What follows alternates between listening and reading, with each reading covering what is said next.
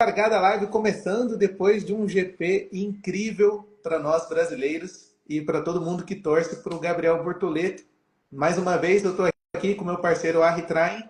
Ele é o estrategista da FTR Motorsports, que teve uma vitória muito boa também na última etapa do Endurance Brasil no Velopark. Arri, boa tarde. Como que estão as coisas por aí? Boa tarde, tudo bem? Tudo certo. Bastante frio aqui no Rio Grande do Sul. São Paulo, aí como é que tá? Aqui tá um clima louco. São Paulo é sempre assim, né? Na verdade, no mesmo dia a gente tem sol, tem chuva, tem tempo nublado. A gente teve um final de semana de bastante ensolarado. Hoje já tá com cara de chuva de novo. Sim. Cara, de novo, vamos começar falando do Gabriel Bortoleto. Acho que nem tinha como ser diferente dessa vez. É. Ele chegou a ser eleito o piloto do dia ontem. A gente vai falar sobre isso mais pra frente. Mas antes eu queria começar, lógico, falando pelo quali. Acho que esse Q3 não era tão esperado pra gente, mas ele deu declaração falando que ia lutar por um Q3 dessa vez, né? Na verdade, não, eu estava com a expectativa boa, porque ele veio desde os primeiros treinos ali do TL1, TL2. O primeiro treino livre ele ficou em sexto, o segundo ele ficou em oitavo, e o terceiro eu não vi, não me lembro. Mas ele vinha consistentemente andando no top 10 ali. Claro que a gente sabe que treino livre tu nunca tem a noção real do quanto cada um está usando de combustível, peso, o que cada um está treinando, aquilo que a gente sempre fala, né? Mas tu tá consistentemente na frente é um bom indício. Então, eu achava que tinha uma chance, sim, e foi vitória, né? Foi Copa do Mundo. Eu tava dentro do carro assistindo no F1 TV Pro e, cara, as pessoas devem ter achado que eu era louco no trânsito. Eu comecei a dar soco no ar, assim, que nem o vídeo que eu postei comemorando a vitória que tu falou do Velopark ali, aquela coisa, vamos, sabe? Ganhou, não, ficou em oitavo. Mas pra gente é título, né? Ah, com Então, certeza. Ele deu uma declaração dizendo que ele nem sabia como ajustar o carro para o sim. Q3, né? Primeira vez dele, e principalmente, claro, a gente vem acompanhando a Sauber desde o começo do ano, mas no fim deu tudo muito certo, ele conseguiu um P8 ali, e principalmente em relação ao Hülkenberg, que não foi tão bem assim, né? O Huckenberg acabou que não acertou a volta ali, ele errou, não me lembro em qual curva, e ficou em último, né? Pra gente é bom essa diferença, é o que a gente precisa pro Bortoleto, mas depois o Huckenberg fez uma grande corrida também, né? Chegou em nono. Claro, teve as duas Williams quebraram, o Verstappen e o Antonelli bateram, só ele já caiu já subiu de 20º para 16º. Mas mesmo assim fez uma corrida muito boa, né? E a Sauber teve um fim de semana maravilhoso. Acho que como há tempo eles não tinham, né? Eles até, eu estava lendo, eles tiveram dois carros pontuando em 2023 pela última vez. Não me lembro qual foi a corrida, qual foi a situação, mas provavelmente deve ter sido aquele GP maluco, com chuva, com safety car, com bandeira vermelha, porque em termos de velocidade eles não tinham. E agora não. Nos anima porque eles estão mostrando de fato uma evolução e estão andando mais rápidos em relação ao pessoal, né? E indo para a corrida já, o pace do Bortoleto era igual das Mercedes, era igual de todo mundo, na verdade. O primeiro stint ali só as McLaren estavam voando, né? O Bortoleto virava 1, 2 décimos mais lento, alguma volta um pouco mais rápido, mas ele estava num ritmo médio igual dos demais ali do top 10, que é o que eu vinha cuidando mais, né? Uma Para ver se ele coisa, estava sólido nos pontos. uma coisa que eu achei muito legal da Sauber nesse final de semana, bom, primeiro eles já tinham um pacote de atualizações em Barcelona, trouxeram mais um dessa vez, Sim, e deu a impressão que dessa vez o Bortoleto teve acesso ao pacote antes do Hulk, né? Eu lembro que a gente comentou da última vez até numa possível condição de segundo piloto do Bortoleto em sim. relação a esse tipo de coisas. O Hulk pega a atualização primeiro, o carro sai sem atualização, eles checam e cruzam os dados. Parece que dessa vez no quali foi diferente, né? No treino livre, né? Que eles fazem isso, né? Mas talvez a Sauber internamente sabe que errou com o Bortoleto nas últimas corridas, né? Em termos de estratégia, tudo. Então talvez tenha sido uma forma de premiar ele, ó, nessa GP aí tu começa, testa a tua atualização e tal, e deu certo. Mas, como eu digo, daí é achômetro, assim, não sei qual foi a conversa. O que realmente importa é que as atualizações funcionaram, né? E eles estão com um carro competitivo. Tanto é que o Huckenberg fez essa grande progressão e o Bortoleto conseguiu se manter ali na frente. Teria subido subido as duas posições ali do Antonelli e do Verstappen na largada, aquele dive bomb maluco do Antonelli ali, explodiu o Verstappen, quase levou o Bortoleto junto, né? E acabou que daí ele teve que sair lá fora, perdeu as posições, enfim. Mas ele tinha carro para classificar em oitavo e era o carro para chegar em oitavo. Com a queda ali da Mercedes, da Red Bull, ele teve a condição, claro, de chegar em sexto na corrida. Aí teve, para mim, um erro de estratégia, mas, enfim, fim de semana maravilhoso. Os primeiros de muitos pontos que a gente vai comemorar dele na Fórmula 1, com certeza, né? O que será que vem acontecendo com a Sauber? Tá, eles começaram a temporada nitidamente com o carro muito atrás, o último do grid muito longe, vem melhorando consistentemente e dessa vez mais um pacote de atualizações. Quem será o maior responsável por esse tipo de coisa? Será que é uma influência do Nico Hülkenberg no acerto do carro? Será que o engenheiro tá com a pá virada? O que influencia mais nesse tipo de coisa? Na verdade, certamente já está tendo recurso da Audi lá dentro, né? Eles já contrataram bastante gente nova, já pensando nesse projeto Audi, então isso provavelmente também está ajudando.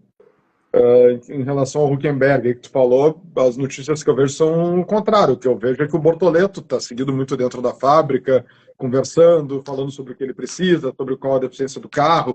Até a gente já falou, eu falei numa outra live logo no início, que é uma qualidade dele que eu admiro muito, assim, e que o pessoal da Sauber comenta, e já vim diversas vezes falando sobre isso. Ele é um cara muito presente. Eu acho que ele está contribuindo muito como piloto nesse desenvolvimento lá na fábrica, né? Não só na pista, no acerto propriamente dito de velocidade para o fim de semana, né? Então, acho que de fato é uma melhora, né, de investimento. Vem aí um projeto novo, a Audi não entra para perder em nenhum lugar. Certamente eles estão preparando o caminho para o ano que vem, embora seja outro carro, tudo totalmente diferente. Eles sabem também que um resultado melhor esse ano representa mais dinheiro ano que vem. Então, tem um fundo saudita lá, né, que entrou junto. Dinheiro acho que não vai ser problema ali, e acho que é isso que a gente está começando a ver agora, a colheita desses frutos, né? Essas notícias que você mencionou é o tipo de coisa que chama muita atenção positivamente para o Bortoleto, porque ele é um novato, e dos novatos ele tem o pior carro, e sempre se diz que o primeiro ano de Fórmula 1 é um ano para aprender. Então, cara, dificilmente a gente imagina algum novato que tenha algum nível de aprendizado igual ou maior do que o do Bortoleto, né? E com certeza isso vai gerar frutos para as próximas temporadas. Eu li ou assisti algum podcast, não me lembro. Acho até que foi Pelas Pistas lá, eles falando. Era o Attila Abreu, se eu não me engano, fez um questionamento para o Christian Fittipaldi. Será que a Sauber não está sacrificando o Bortoleto no sentido de colher dados para a Audi para o ano que vem? Porque tipo, eles não vamos pontuar mesmo com o segundo carro nessa corrida, deixa ele lá 48 voltas com o pneu se ferrando, para a gente entender como é que o carro vai se comportar, enfim. Isso, para mim, é viável, é factível, né? Não sei se está acontecendo ou não. Essa corrida claramente não aconteceu, né? Eles foram bem. Mas a Sauber evoluiu, o Bortoleto a gente sempre soube da qualidade dele, ninguém ganha a Fórmula 2 e a Fórmula 3 no ano de estreia se for ruim, né? Ele chegou lá com uma credencial que poucos têm. O Alonso, claro, é empresário dele, mas já falou, ele é o melhor do grid, ele tem uma amizade muito grande com o Verstappen, acho que o Verstappen também vê nele ali um potencial. De novo, dessa vez no Qualify se ajudaram, o Verstappen deu o vácuo para ele, depois ele até tenta retribuir, mas aí acaba que o Verstappen pega a bandeira amarela no setor lá, não perde a volta, né? Tem que tirar o pé e classifica lá do lado dele em sétimo, mas a gente vê assim que internamente o conceito do Bortoleto é muito bom, né? E isso é o que importa. Repito, ele está aí para se manter, para ficar num projeto auge no futuro. Eu acho que a gente já falou disso também e tenho visto mais gente falando agora. Acho que ele tem uma chance de ir para a McLaren no futuro próximo, porque não acredito que Piastri e Norris vão ficar se degradando ali por muito mais tempo. Acho que alguém vai acabar saindo para 2027. E aí ele já foi um piloto da casa, é um novato, entre aspas, vai ser um novato já com mais experiência, tem qualidade. Acho que casaria bem ali no projeto McLaren. Mas também tem que ver, ano que vem é tudo novo, né? Carro novo, Nada do que a gente está vendo esse ano vai se repetir ano que vem. Ano que vem pode ser que a Sauber seja o carro mais rápido do grid e a McLaren seja o mais lento. É outro projeto, então tem que esperar para ver se é um caminho bom para ele seguir também em 2027, né? Mas acho que vai mudar bastante coisa.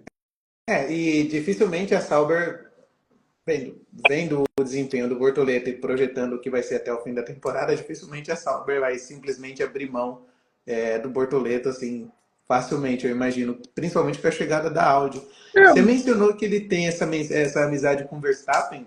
Ele teve uma resenha com o Verstappen antes, depois do GP, ele teve outra resenha com o Alonso. Então, isso que você comentou do entorno dele, as pessoas que estão no entorno dele são muito fortes e tem muitos elogios para ele. E por mais que o Alonso seja o empresário dele, o Alonso não seria o empresário dele se ele fosse ruim para começo de conversa, né? Acho que essa questão do entorno também é muito positiva para a gente. Eu acho que tu ter uma pessoa como ele por trás ajudou ele a estar na Fórmula 1 hoje, né? Porque tem contatos, abre portas. Mas, como no futebol, né? Tu vai lá, tu faz um peneirão, tu bota um monte de gente, uns vão dar certo, outros não vão. Ele tem diversos outros pilotos que provavelmente a gente nunca vai saber quem são, né? Mas, com certeza, ele ter chegado na Fórmula 1 e ter o Alonso por trás ajuda, porque é uma opinião ouvida, né? O Alonso está lá frequentemente falando, o cara é o melhor dos Hulk, não se esqueça, o cara é o melhor dos Hulk, não se esqueça, ajuda. Agora, aquela questão ali pós-corrida, eles irem lá, se abraçar, enfim, isso aí, lógico, tem também, faz parte pela relação comercial deles. Foi uma pena ali, ele provavelmente teria conseguido passar o Alonso. Eu acho que ele deveria ter parado um pouquinho antes, se ele para 2 voltas antes, ele teria chego numa condição com mais tempo para atacar e talvez até para chegar no Lawson, né? Acho que demorou um pouco para fazer a segunda parada. Não foi nem erro de estratégia de deveria ter feito uma parada só. Não sei como teria se comportado em uma parada só, mas se para um pouquinho antes, eu acho que ele conseguiria o 6º lugar. E aí entra a questão da mentalidade do campeão, né? Eu até anotei isso ali no meu bloquinho ali para a gente falar. Quando termina a corrida, para mim são diversos marcos assim na vida de um piloto, né? Tu entrar na Fórmula 1 é um deles, normalmente tu entra numa equipe ruim. Aí o primeiro marco de resultado é tu pontuar, ele atingiu isso agora. Depois é conquistar um pódio, depois conquistar uma vitória, depois conquistar um campeonato. Normalmente se comemoram esses feitos, porque tem que comemorar mesmo. Quantos pilotos pontuaram na história da Fórmula 1 aí em 75 anos? Ele já foi para um seleto grupo de ter corrido de Fórmula 1, agora ele está num grupo ainda um pouco mais seleto de ter pontuado no campeonato de Fórmula 1. E o primeiro rádio da equipe é dando os parabéns pelos pontos, e a resposta dele, em vez de ser um vamos, é isso aí, conseguimos, é um me desculpa, pessoal, não consegui pegar ele ali no final. Sabe, ele estava chateado porque não tinha conseguido passar o cara, que ele poderia ter tido uma posição melhor ali. Então, ele não está nem aí, claro que ele está feliz com os pontos, mas eu digo, na hora, o primeiro sentimento dele foi o de, que pena, errei, podia ter sido melhor, sabe? Isso mostra o quão competitivo ele é e é uma coisa que eu acho que é uma qualidade muito importante, né? Num esporte competitivo, tão competitivo, né? Todo esporte é competitivo, mas nem todo mundo tem essa sede de vitória, né? Ele tem, né? Sim, o Nelsinho, eu vi um vídeo do Nelsinho hoje, antes da gente começar a live, ele faz um comentário de que talvez o Bortoleto não tenha forçado tudo que dava nessa batalha com o Alonso, porque ele quis garantir ali os primeiros pontos, quis evitar que alguma coisa desse errado, e que agora ele fica mais leve com esses pontos, talvez numa nova situação como essa ele vai ser um pouco mais agressivo, porque ele já tirou esse peso dos primeiros pontos. Acho que isso faz um pouco de sentido. É difícil a gente saber se passou na cabeça do Bortoleto, mas sem dúvida essa vontade dele de falar dava para ter chegado no cara, dava para ter passado o cara, é o que a gente quer ver mesmo, né? Eu concordo com o Nelsinho na parte de que vai tirar um peso das costas e vai deixar a coisa mais natural. O carro melhorando como parece que está melhorando, sempre a segunda vez é mais fácil que a primeira, né? Entre aspas, psicologicamente falando. Mas eu não acredito que ele não tenha dado tudo com medo de bater ou algo do gênero. Eu acho que eles foram fortes, foram agressivos. O Alonso, cara, pelo amor de Deus, é o Alonso, né? Não. Se chegar o Verstappen de Red Bull atrás do Alonso na última volta, não sei se vai passar, né? O cara é bicampeão do mundo. Já falei aqui que, para mim, abaixo do Verstappen, no auge hoje dos que estão no grid, ele foi o melhor. Para mim, ele é muito melhor que o Hamilton. Não, a gente não pode esperar que o cara vai chegar de Sauber no Alonso e vai passar como se estivesse passando ninguém, né? E a Aston Martin está com um bom carro também, em relação à Sauber, até melhor na média, né? Então, para mim, acho que foi muito mais a questão da bandeira azul. O timing que ele chegou no Alonso foi terrível, porque ele chega junto com o Piastri, com o Norris, com o Piastri dando volta, ele tem que tirar o pé, atrapalha. O próprio Alonso fala isso na entrevista depois, que se não fosse a bandeira azul, acha que não conseguiria ter segurado a posição, porque ele usa a asa do Norris, ele até bota do lado do Norris ali, né? Parece que vai tentar ultrapassar, mas na verdade ele está usando aquela velocidade para se defender do Bortoleto. Então ficou uma confusão. Atrapalhou o Piastri atacando o Norris e atrapalhou o Bortoleto atacando o Alonso. Mas foi muito legal. A corrida, aquele final ali foi disputado. Repito, se ele tivesse parado um pouco antes, talvez teria sido com um gap um pouco menor dos boxes, né? Teria tido mais tempo para chegar, com um pouco mais de voltas para atacar. Mas está ótimo.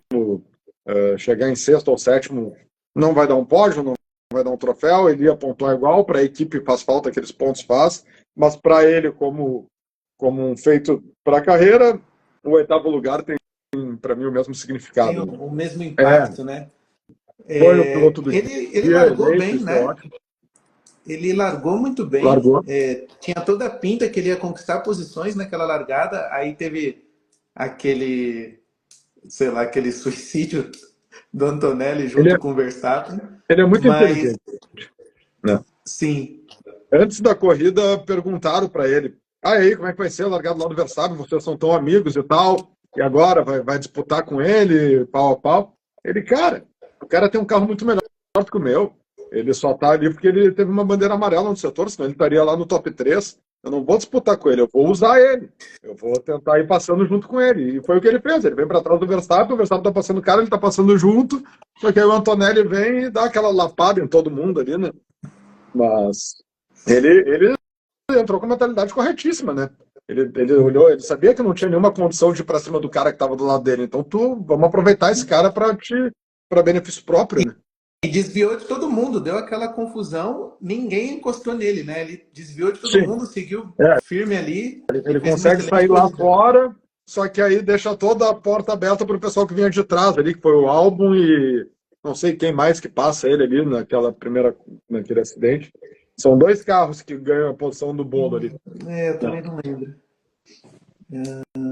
Foi o Albon e mais alguém. Acho que o Gasly, talvez. Mas, enfim, ele tinha já ganho uma posição em pista e aí ele perde duas posições ali no momento do acidente, porque ele tem que sair lá fora e os caras vêm por dentro. Mas, enfim, depois ele recupera, chega a andar em sexto, 90% da corrida, né? E foi fantástico. Corrida muito boa. Aquilo que você falou também é uma coisa importante. Ele andou no mesmo ritmo do bolo ali, né? Sim. Isso é uma coisa legal para a gente ver tanto o nível dele como o nível que a Sauber está conseguindo atingir, né? É realmente para a gente se animar para a sequência da temporada. A McLaren, eu não sei se está sobrando ritmo mesmo, tanto é que não fez falta, ou se não precisava administrar, ou se o Norris, né, forçou um pouco mais para tentar fugir do gap da asa do Piastri, e o Piastri, claro, acelerou para não perder esse gap, porque queria atacar, queria ganhar a corrida, mas eram os únicos dois carros virando abaixo de 10 no primeiro stint ali. A maioria estava virando 10 alto, 11 baixo, e era o que ele vinha virando. Ele vinha virando 11,5, 11,4, 11,2, as Mercedes virando isso aí também, um ou outro ali virando 10,9, 11 duro. Então ele vinha no mesmo ritmo do pelotão. Foi bem legal o fim de semana deles. Pra gente fechar esse bloco de Sauber, a não ser que você tenha alguma outra coisa, Não. eu só queria pontuar que agora a Sauber estou com a classificação aqui, a Sauber está com 26 e ela está apenas 3 pontos da Haas. Então é a Sauber em nono, a Aston Martin em oitavo com 28 e vem a Haas em sétimo com 29. Dá para sonhar, cara. Dá para pensar que a gente vai sair ali daquela zona do rebaixamento e terminar mais alta. Eu até comentei com a minha esposa em casa vendo a corrida, ela estava ali mais com as minhas filhas, mas enfim, estava do lado ali, agora ele está chegando no empresário dele, que ela viu, o cara começa a ficar nervoso, né?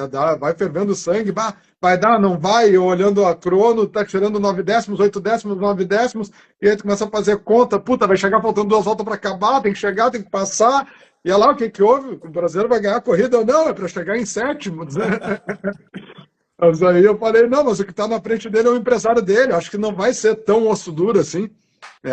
Não vai arriscar bater com o cara, tudo. E para ele não muda tanto. Mas depois eu vi a tabela dos construtores também. Pô, valia bastante, na verdade, aquela briga. Porque se ele inverte com o Alonso, eles estariam na frente da Aston Martin hoje nos construtores, né? Então, eles perderiam um ponto e a Sauber ganharia um ponto. Mas, foi legal, assim. Encerrando o bloco, ele faltou um pouquinho, assim, né? Vinha mais uma volta, assim, ele ia chegar com um pouco mais de condição, né? E é legal a gente trazer que a nossa luta é essa. Tipo, a gente quer fazer os primeiros pontos, a gente não quer ficar em último. Se der para Sim. sair da zona do rebaixamento, entre aspas, melhor. É. E isso é uma das coisas que eu achei legal no próprio filme da Fórmula 1. É uma corrida, uma equipe que está lá no final do grid, os caras estão fazendo um esforço tremendo para se manter. Traz uma visão diferente, assim, e isso pode ser benéfico até para quem está acompanhando o Bortoleto agora, entender que essa luta também é divertida, também vale a pena É, assistir e acompanhar isso, né? e que o brasileiro, a gente já falou sobre isso também, é imediatista e olha só o resultado, né? O cara nunca vai ter resultado com uma Sauber, mas quem gosta, quem entende, enxerga o que ele está fazendo, isso é o que importa. Ainda olhando aqui para a tabela dos construtores, uma coisa que me chamou muito a atenção, e é o que a gente vai falar agora sobre a McLaren. Cara, a McLaren está com 417 pontos, isso é praticamente o dobro da Ferrari, que tem 210. Tá muito absurdo, né? É impossível imaginar que a McLaren vai dar um jeito de perder isso. Eu acho que o campeonato de construtores não tem nenhuma chance de escapar e o de pilotos está cada vez também mais na mão deles, né? Ainda mais agora com esse abandono do Verstappen aí, eles devem ter aberto uma diferença enorme para o terceiro. Eu não vi, não sei quantos pontos está, não sei se tu tem aí na mão, É, mas tá aqui, deve o estar mais de Verstappen 70 tem pontos. 155, Verstappen 155 em terceiro, o Norris foi para 201 e o Piastri 216. Então é mais de 60 50 pontos, pontos. É. 61. Isso já são quase 3 corridas de diferença, né? Então, tá muito difícil. Acho que só se mudar algo muito radicalmente assim nos carros, mas acho que eles não perdem de forma alguma nem o de pilotos, nem o de construtor, ou de construtores menos aí. Então, falando de McLaren, baita corrida do Norris, né? Depois daquela besteira na corrida passada, eu achei que ele ia dar mais uma afundada ainda de cabeça, que eu sempre digo que eu acho que ele é fraco, mas para trás que bati na mesa tá balançando a câmera. Mas não, veio, meteu uma pole 6 décimos mais rápido que o Piastri. Isso eu sempre olho assim, o quanto virou mais rápido que o companheiro, que é um cara, 6 décimos com o mesmo carro é um monte de coisa, né? Para o nível de piloto que eles são. Largou bem, o Piastri larga muito bem também, vem de terceiro para segundo. E foi o primeiro stint insano deles ali, né? Abrindo asa toda a volta, mas não tinha muita oportunidade de dar o bote. Quando o Piastri teve a oportunidade, eu até pensei, passou, já era, agora vai ganhar a corrida. O Norris vem, consegue se defender e recupera a posição e olhar a corrida inteira assim friamente. Tem aquela hora que o Piastri dá aquela fritada ali que eles quase batem de novo, mas de tentativa efetiva assim de ultrapassagem foi a única chance que o Piastri teve e não conseguiu, mas depois acho que ele errou, demorou muito a parar, né? O Norris para inteligentemente, ele para cedo para proteger o undercut e o Piastri fica, acho que mais umas 3 voltas na pista e aí perdeu 3 ou 4 voltas, ele ficou a mais 4 voltas, acho que foi. Perdeu 6 segundos e aí depois ele vem no stint final, vem tirando esse de pouquinho em pouquinho, mas também aí chega mais ou menos coincide com a situação Bortoleto-Alonso, né? Ele está chegando no Norris ao mesmo tempo que o Bortoleto está chegando no Alonso, com muito pouco tempo para ultrapassar, e aí pegou toda aquela confusão de retardatário, bandeira azul, isso, aquilo, e atrapalhou todo mundo, como a gente já falou. Mas se ele para antes, para mim, o Norris entrou para o box, ele tinha que entrar na volta seguinte, na mesma não daria, porque né, diziam que tá muito juntos, ele ia perder tempo, mas na volta seguinte eu teria chamado ele para boxe e ele ia seguir o segundo stint inteiro nessa briga da asa com o Norris ali, né? É, Mas, a gente sempre fala dessa, vamos dizer assim, essa falta de força psicológica do Norris, quando a pressão aparece, ele geralmente espana, mas não é a primeira vez nessa temporada que a gente espera que ele vá mal e ele vai muito bem. Do nada É, ele mete 6 décimos no quali e ele tem uma corrida irretocável. Essa hora que você falou, eu também pensei, meu, aqui já era, o Norris quebrou, o Piastri vai longe, mas não, ele voltou na mesma hora, recuperou ali a posição e se manteve. É, ele é um personagem, né? A gente nunca sabe o que esperar do Norris no próximo GP. e ele foi bem pressionado essa corrida, não é uma corrida, não foi uma corrida tranquila, foi uma corrida tranquila para as McLaren, né? Era quase que outro GP, né? Teve a corrida das McLaren e depois a corrida dos outros lá atrás. Mas o Piastri exerceu uma pressão no primeiro instante, então nem se fala, né? Que foi pressão física, de abrir asa toda a volta, né? Mas no segundo e terceiro instante ele sempre vinha chegando, ameaçando. Ele não teve nenhum momento na corrida que ele tá, agora eu vou respirar, consigo levantar um pouquinho meu pace, administrar meus pneus, enfim. Não, foi sempre acelerando para não perder, né? Então foi muito bem mesmo. Falo mal quando tem que falar, mas prefiro o Piastri, mas nesse final de semana ele foi perfeito. É, acho que foi o próprio narrador na transmissão. Você falou que o Norris se defendeu do undercut, mas o narrador na transmissão ele diz assim: a McLaren chama o Norris para os boxes, deve estar fazendo isso para separar um pouco os dois, para evitar que dê algum problema. Você já falou que cada piloto tem o seu estrategista, mas esse tipo de decisão macro, vamos dizer assim, será que a McLaren poderia ter feito ou teria feito algo assim? Deixa eu chamar aqui primeiro o Norris para o box, esquece o plano que a gente tinha para esses caras separarem e não dar merda? Cada piloto tem a sua equipe de mecânicos, de engenheiros, de estrategistas, mas o Zac Brown é o chefão de tudo ali, né? E ele teria, sim, a autonomia para chegar lá para o cara e dizer, ó, para primeiro, e isso não apareceria em rádio, não apareceria em nada, vamos dar um respiro aqui para não dar problema para gente. Mas acho que não foi o caso. Ou foi muito bem feito o teatro, porque entra o rádio para o Piastri, ó, estão livres para correr, te vira aí, né? Não me lembro o termo que o cara usa, mas foi tipo isso. E depois entra um rádio para o Norris, ó, ele reclamando, por que ele está mais rápido? A diferença é reta, a gente não sabe por quê, né? Eles falam, talvez seja tráfego, enfim, mas não tem o que fazer, te vira, tu sabe qual é o nosso objetivo, é não quebrar a barreira do DRS. Então, eles pareciam estar, pelo menos no que apareceu na transmissão, com orientações bem livres para competir, né? Agora, se internamente ali o cara chegou no ouvido lá do estrategista e falou, ó, ele vai parar, tu espera, deixa respirar um gapzinho, pode ter acontecido, mas aí é achismo, né? Bom, independentemente disso, a batalha que a gente viu entre as McLarens foi muito. Acho que foi até agora a melhor que a gente viu. Tirando a última que o Norris quase. Aliás, que o Norris Sim. bateu no Piastri. Eu acho que foi uma batalha limpa, assim, legal de É, assistir.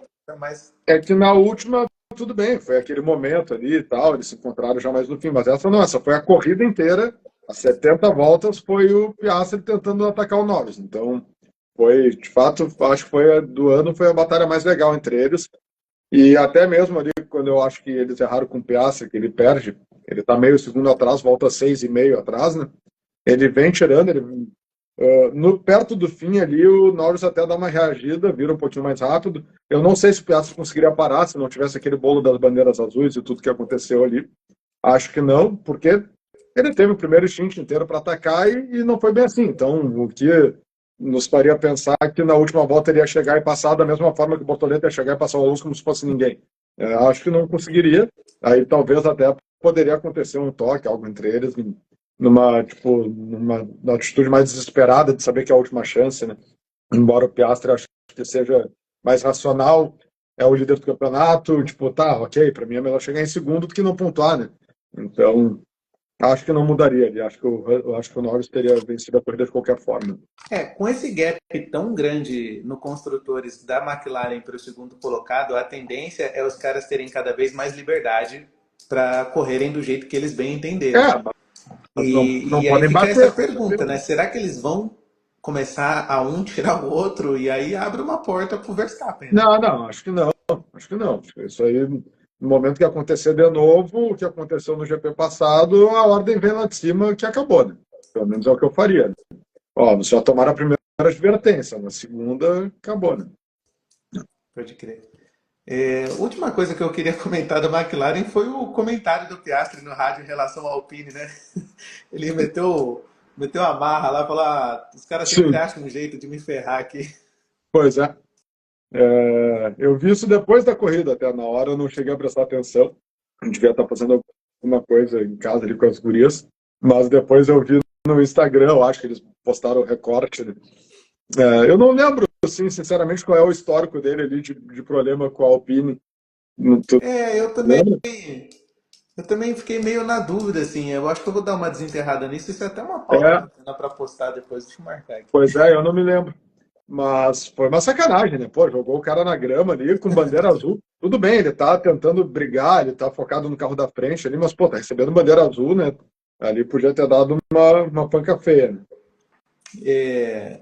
Bom, uma outra coisa que, agora passando para o próximo bloco já, cara, o Max teve aquele incidente com o Antonelli e a culpa do Antonelli, e o Max tranquilo, vai, isso acontece, a gente não deseja isso, mas faz parte, tá tudo bem.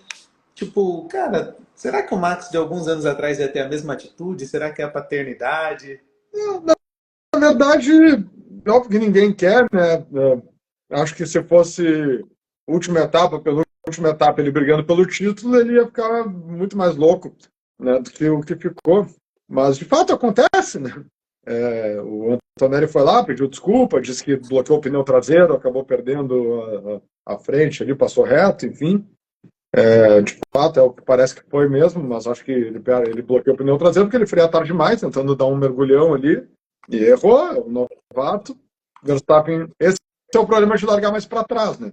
Eu sempre falo, tem o pilotão da frente e tem o pilotão da merda, né? Cara, o pilotão da merda é foda, cara. Eu vejo no kart, em qualquer lugar que tu for andar, largou do meio do pilotão para trás, é onde dá as porradas sempre. Porque o primeiro, o segundo, o terceiro, eles estão. Acontece, claro que acontece, mas normalmente eles estão querendo administrar, eles estão preservando uma boa posição. E lá atrás vem todo mundo desesperado para a jogada da vida, né? Agora que eu me consagro, vou dar um mergulhão aqui, vou vir de 15º para nono. Não, não é assim, né, cara? Então, quando tu larga mais pro meio ali, tu tá mais sujeito a esse tipo de coisa. Foi o que aconteceu, né? Tomou um porrão, ainda bem que ele estava ali, protegeu o Bortoleto, senão era o Bortoleto que ia tomar, né? É verdade. É verdade, fez uma, o Bortoleto tinha que pagar o jantar para ele, né? Pegar aquele do Alonso e É, pagar pro Max. eu não sei se era o Lawson ou a Radjar, acho que era o Lawson, que eles tinham conseguido passar já na largada, né? Aham. Quase que acerta o Lawson também, né? Sim, sim, acho que sim. Bom, cara, acho que do resto que teve nesse GP, pelo que eu anotei aqui, Red Bull acabou sendo um pouco mais do mesmo, o Tsunoda não consegue Sim. reagir. Se o Nem sei se Verstappen não vai conseguir pontuou, a Red Bull reagir tá daqui bom. para o final, né? Tipo, Acho parece que que a não. Red Bull tá meio fim de festa, assim. Ano que vem eles vão estar com outro motor, vai ser outro carro. Estão falando que o Max vai sair, o Tsunoda vai perder a Honda. Eu acho que a Red Bull não mexe agora. Primeiro, porque já viram que não tem muito o que fazer, eles estão só fretando o piloto. E segundo, porque ninguém vai querer ir para lá agora, né? Quem é que vai querer aquele segundo banco ali? Ninguém. Pode, só se o cara for muito galo de, não, eu me garanto e ser um mini Verstappen vindo aí pela frente, mas. Tipo o Bortoleto, por exemplo. Tu quer o Bortoleto na Sauber ou nesse segundo banco da Red Bull hoje? Nossa, mas nunca. Eu prefiro ele na Sauber, que pelo menos ele tá andando na frente com o companheiro de equipe dele, todo mundo sabe que o carro é ruim. No momento que ele vai para uma Red Bull tomar pau do Verstappen, tu acaba com a carreira dele, né? Então, acho que eles têm esse problema para administrar, e aí entra o clima de fim de festa. Tá, beleza, esse ano não deu certo, ano que vem carro novo, vida nova, pilotos novos.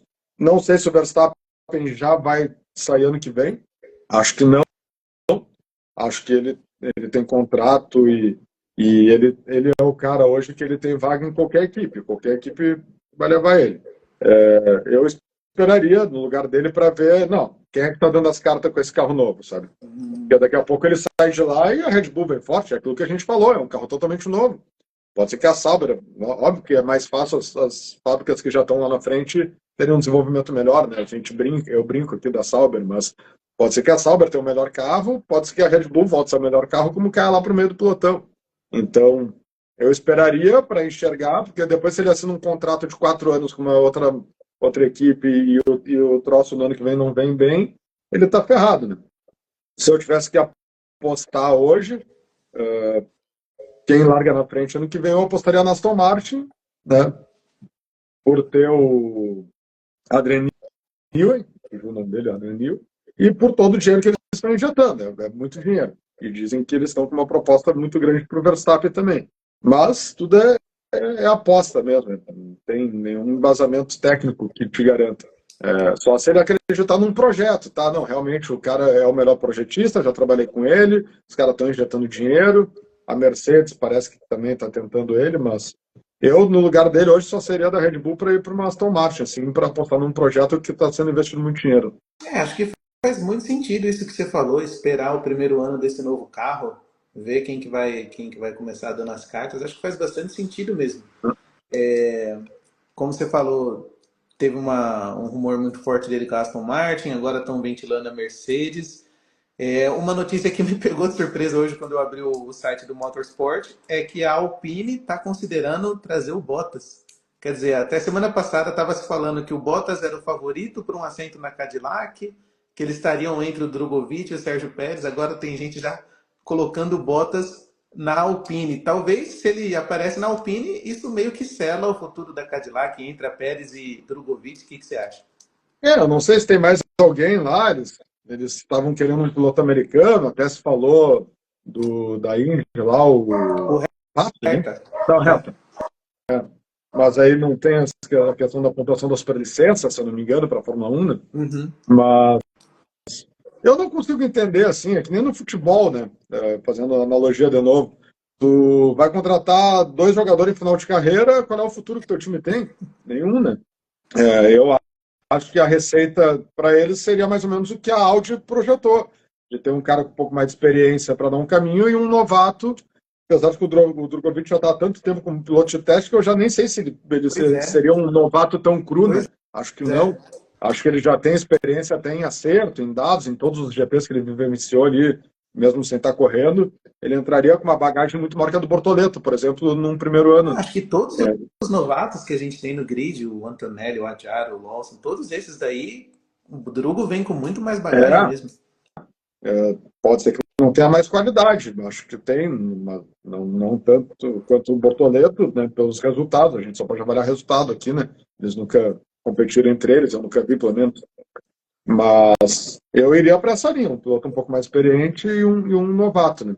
Mas também, só se eles querem dinheiro, né? Pode ser também. O Pérez tinha um patrocinador que botava muita grana na Red Bull, daqui a pouco, nessa linha ali, a experiência e a grana que ele traz, e um cara para um projeto de futuro, para liderar a equipe no futuro, né? Eu sinceramente não entendo assim. Cara, tá, se você precisa da grana, então você quer o Bottas para quê? Né? Se o Pérez também não é um nó cego, um zero à esquerda, ele tem bastante tempo de Fórmula 1, ele pode contribuir com essa parte da experiência, né? Mas eu não enxergo, eu enxergo um pouco diferente, assim, se eu tivesse numa condição de escolher ali. Eu não gosto, tu tá há 15 anos, faz 15 temporadas que o cara é aquele piloto mediano ali, ele não vai mudar, entendeu? Se tu tem uma ambição de futuro, dá experiência para os novatos ali, enquanto eles estão, o teu carro está se desenvolvendo, tu está desenvolvendo o piloto junto, entendeu? Foi mais ou menos o que a McLaren fez, né? A McLaren veio lá do fundo do pilotão para hoje ter o melhor carro do grid com 2 novatos, entre aspas, que hoje estão entre os melhores pilotos do grid. Eles têm a melhor dupla de pilotos parada, hoje tem o melhor carro, mas por quê? Eles construíram isso, o carro e os pilotos se construíram juntos, né? Uhum. Esse, para mim, é o caminho ideal, certo? Ter sangue novo, né? Sem dúvida. O que mais que eu anotei aqui? Acho que a Williams teve um final de semana ruim, o carro do Sainz pegou fogo. Williams não teve final de semana. Largaram lá atrás, um quebrou antes de largar, o outro quebrou logo no primeiro stint.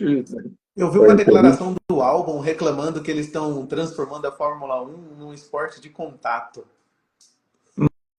Não vi essa declaração, em qual sentido ele disse?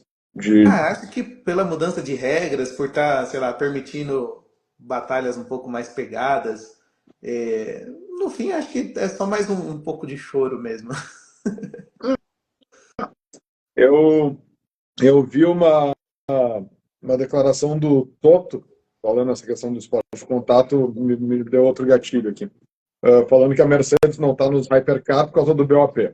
Ele acha que tu não tem que punir o melhor projetista, o melhor desenvolvimento de carro, equilibrando todo mundo. Eu discordo totalmente dele, porque se parar para pensar, na Fórmula 1 não tem BOP, mas aí eles enchem de artifício que é para conseguir tornar uma corrida um pouco mais interessante. Se os carros fossem todos equilibrados, seria uma corrida muito mais interessante. Então, eu não sou contra o BOP, eu entendo o ponto dele de que, como marca, como desenvolvimento, tu querer ser o melhor do mundo como Mercedes, não como campeão de pilotos, enfim. É ruim o BOP, de fato, mas é mais ou menos isso que o Albo falou, querem transformar em esporte de contato. A verdade é que eles, a asa móvel, tudo que estão fazendo, agora mudando o carro para melhorar a questão do ar sujo, enfim, é para ver se as corridas voltam a ter mais emoção, que não tem.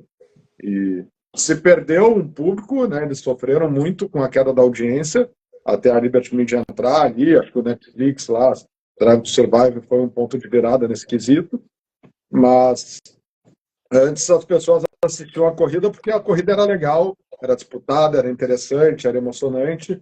Hoje é muito mais artificial. Então, é, que seja, que se transforme no esporte de contato. Eu acho que quanto mais livres eles forem para competir, melhor. Já tem esse lance. Tu olha algumas categorias lá, os caras cortando por cima de zebra, voando, passando lá no cimento, lá na área de escape, enfim, aqui tudo é track limits, isso, aquilo, deleta a volta. Tem um lado que tem que ter da regra, que tem que ser seguida, mas tem um lado que acaba que fica chato demais, né, para o público. É, E bem ou mal, tudo depende do público. É o público que te traz o interesse do patrocinador, traz o público para o autódromo. O negócio não se sustenta se não tiver audiência, né? Eu acabei entrando num gatilho muito diferente do que tu me perguntou, fui longe, mas o Max, há um tempo atrás, estava reclamando reclamava já da série, reclamou do filme, das gravações do filme durante, e eu também disse para minha esposa em casa, cara, quando tu tá lá no kart, teu sonho é ser um piloto de Fórmula 1. Por quê? Porque é a principal categoria do mundo e porque paga bem. Se tu quer viver disso, tu quer ganhar dinheiro disso. O que tu precisa para pagar bem? Tu precisa ter grandes patrocinadores, uma boa audiência, não sei o quê. Aí tu é contra tudo que está divulgando a categoria. Pô, é meio hipócrita da parte dele, né? Que bom que estão gravando um filme, que bom que tem uma série, que bom que isso está trazendo mais retorno. É por causa disso que estão oferecendo 200 milhões de dólares por ano para ele, entendeu? Porque a Aston exatamente. Martin está vendo ali uma vantagem financeira em ter o melhor piloto e o melhor carro. Senão não teria por que eles injetarem esse dinheiro lá se não fosse ter retorno. Então, Exatamente. é É um isso. ponto. Ele fica meio É, ranzinza, não gosta dos sim, compromissos, não, mas de repente isso faz parte do trabalho do piloto moderno, né? claro que Hoje você faz. tem que fazer isso. Tu precisa que a categoria dê retorno financeiro para quem te contrata. E quem é o agente desse retorno? É tu que é o famoso, né? Então, a categoria está certa nesse sentido, ao meu ver. Bom, eu não tenho mais nada aqui das pautas que eu tinha separado. Acho que daquilo que você me mandou também a gente já cobriu tudo. Tem alguma coisa que você está sentindo falta que você quer comentar antes da gente encerrar? Não, só de tu falou da Ferrari em segundo no Campeonato de Construtores, né? A gente fala mal da Ferrari. Nesse final de semana eles foram bem, terceiro e quarto também bem sólido, nunca foram ameaçados, a corrida bem tranquila, assim. E tu vê que mesmo eles são mais irregulares, né? Menos consistentes os resultados. Mas se tu olha, eles estão em segundo, né? Todo mundo fala mal, santo pau, é erro da Ferrari, é isso, aquilo, é briga do Hamilton com o estrategista, é o Leclerc discutindo com não sei quem, mas estão em segundo no Campeonato de Construtores mesmo assim, né? Então, tu vê que eles não estão tão mal assim, né? Acho que isso aí vale a pena a gente mencionar. Eles nunca tiveram aquela corrida da Mercedes que ganhou, a corrida da Red Bull que ganhou muito com o do Verstappen, mas eles estão sempre ali pontuando com os dois carros com consistência, né? Então, Sim.